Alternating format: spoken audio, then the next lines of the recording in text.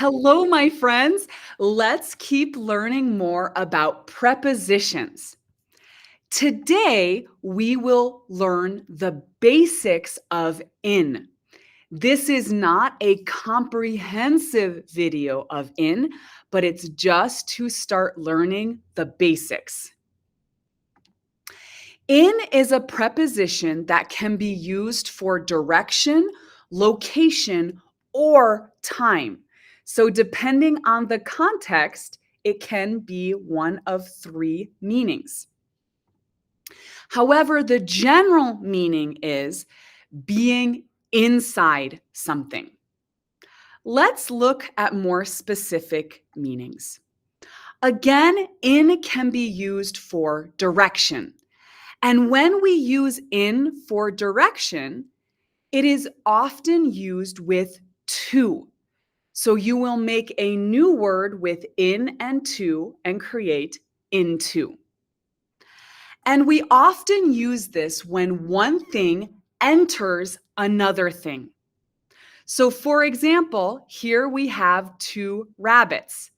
The rabbits are entering the house. So we can say the rabbits jumped into the house. Let's look at some more examples. But first, I just want to share that often native speakers just say in.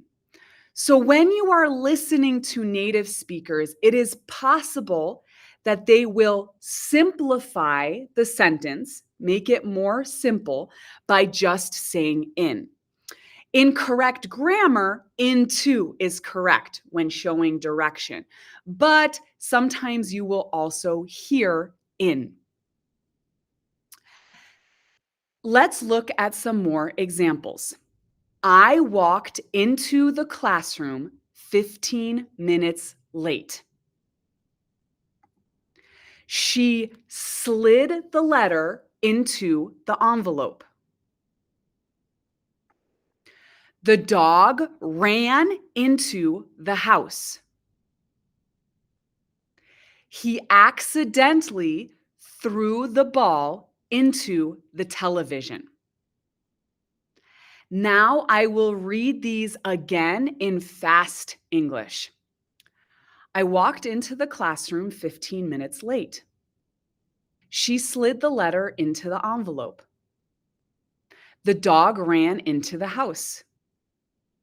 He accidentally threw the ball into the television. Now, my friends, with phrasal verbs, things become a little bit more complicated. Into is often one word when we are using it for direction, but not always. For example, if you want to show direction with a phrasal verb that already has in, it will be two words. Let me give you an example. Log in is a phrasal verb that we use when accessing an online account. So log in already has in. So if we want to say log into, we must use in and to as two words. For example, in this sentence, he logged into his Facebook account. When you speak, it sounds like one word, but when you write it, it will be two words. In a similar way, the phrasal verb drop in could be used in a sentence like this. She dropped in to say hello. So again, if you are using a phrasal verb that already contains in, you will keep the two words separate. But often we put them together if it's not a phrasal verb. Next, let's discuss in as a location preposition. We often use this when we are inside an enclosed building or space. So, countries are an enclosed space. So, we would say in the United States or in Brazil. We also use it for cities because, again, cities are an enclosed space. I live in Bozeman. We also use in for areas of cities.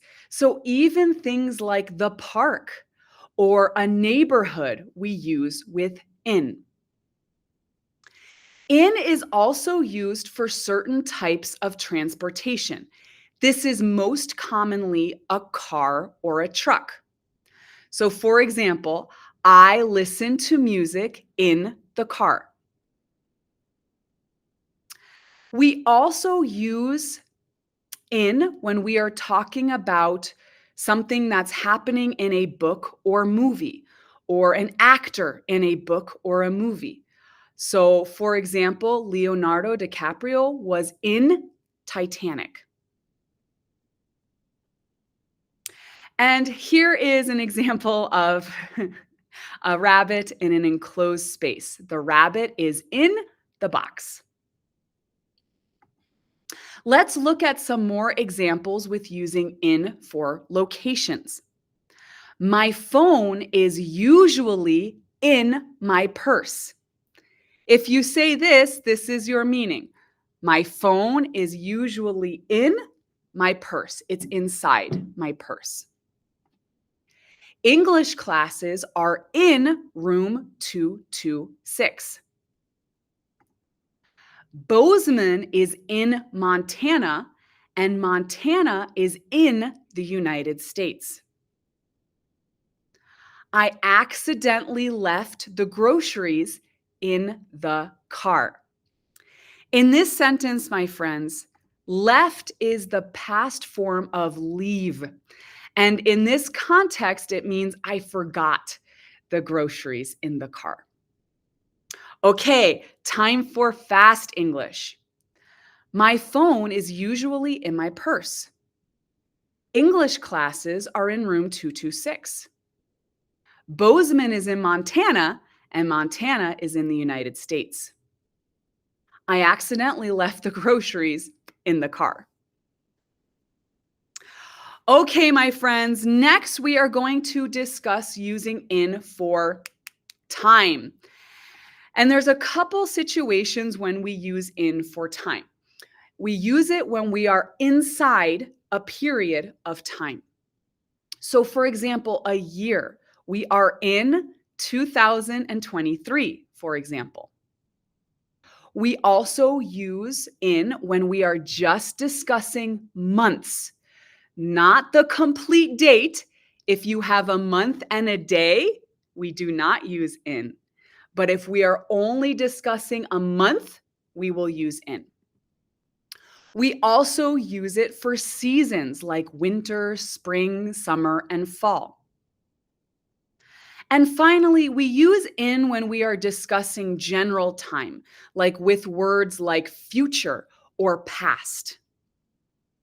Let's look at some examples with time. I was born in 1967. I was born in.